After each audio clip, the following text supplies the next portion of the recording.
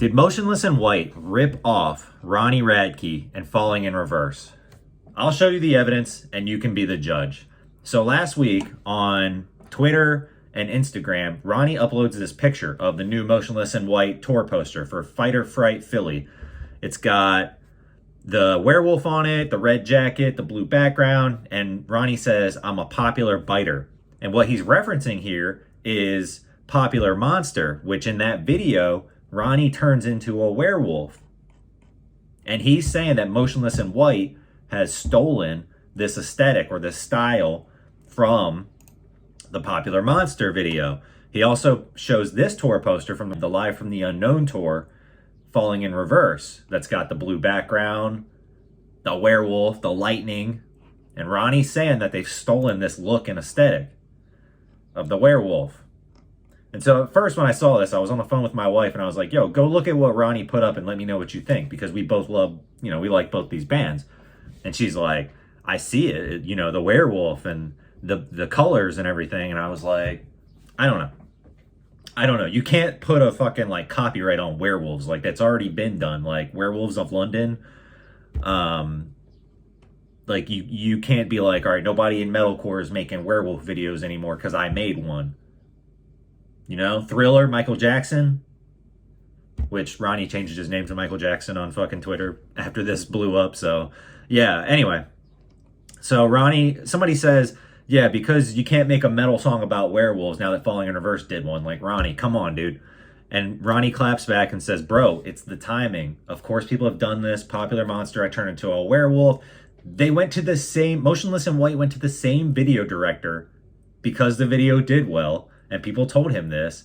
And the director said, I already did that with Ronnie. And Motionless in White still wanted to proceed making it. This is the part where I started to come over to my wife's side and be like, okay, the same director though? And the director tried to talk him out of it. I don't know. So this didn't end there though. Because Ronnie came with some more receipts. He shows this episode 4 tour, Falling in Reverse. This is from like the Drugs era or Losing Your Life, those videos with the neon and the blue. And then he shows this, Motionless in White. Now this is on the same album promotion as the Werewolf. This is Cyberhex from that album. And so this is years after Ronnie has put this stuff out that Motionless in White is doing what he claims is something similar. What do you guys think? Do you think this is close enough that it would be considered ripping off or biting?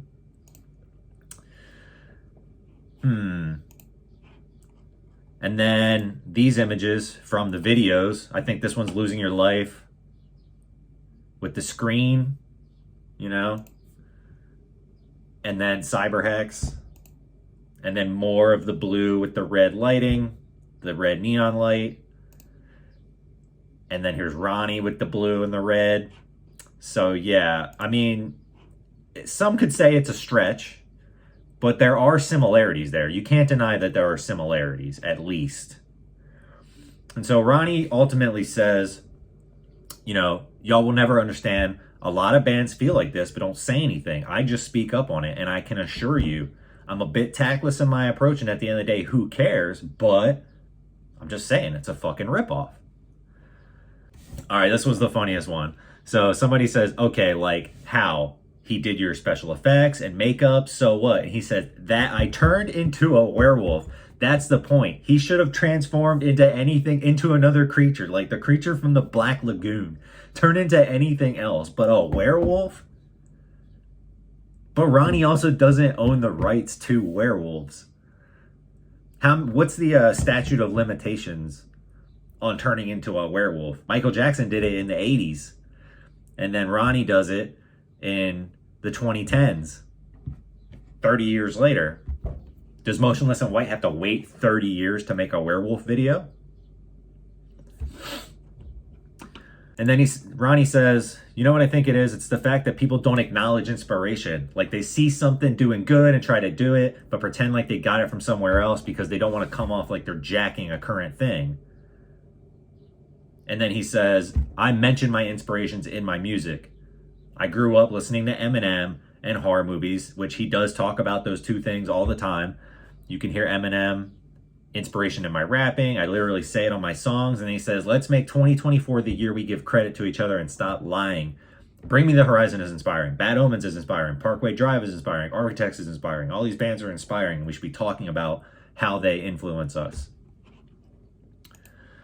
So I was going back and forth with my wife on this one because she's had people in the past when she's put out content like copy it and start doing the same thing that they've never done before, and it really bothers her, and I understand why, because you don't want to put all of your creative flow into something just to have somebody steal it and make like a half-assed version of it. So I totally understand that part. But also, I'm more likely to give somebody the benefit of the doubt in a way to be like, okay, they made a werewolf video. I've made a werewolf video. I don't own the rights to werewolves. He also gives another example from Ollie Sykes, who went to that same director apparently because he was inspired by the video and said, I like what you did, but I don't want to copy. And he went out of a way to make his video that was his own. He gained a lot of respect for Ollie for doing that. And then he shouts out bands like Ice Nine Kills who do similar things that are fresh. So yeah, I don't know. What do you guys think? Do you think this is close enough to warrant Motionless in White ripping off Ronnie and Falling in Reverse? Is this a coincidence? To me, it was like the going to the director thing and saying that this is your inspiration, but that you don't really want to switch it up at all. That's a little sus. But I don't know. I'm also willing to give people the benefit of the doubt sometimes and call it a coincidence. But in this case, I'm not really sure. I think he's got something here. What do you guys think?